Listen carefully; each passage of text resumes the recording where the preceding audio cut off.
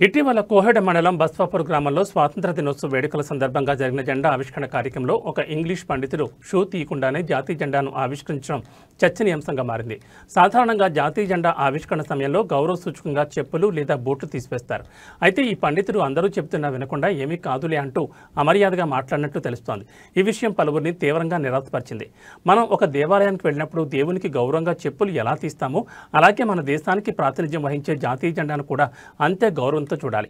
ఈ ఘటన జాతీయ జెండా పట్ల సరైన గౌరవం చూపించాల్సిన అవసరాన్ని మరోసారి గుర్తు చేస్తుంది.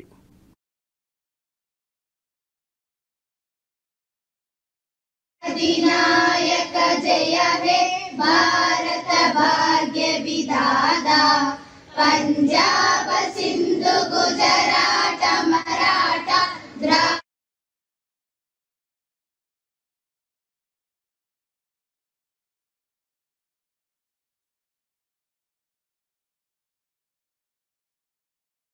अधिनायक जय हे भारत भाग्य विधाता पंजाब सिंधु गुजरात मराठा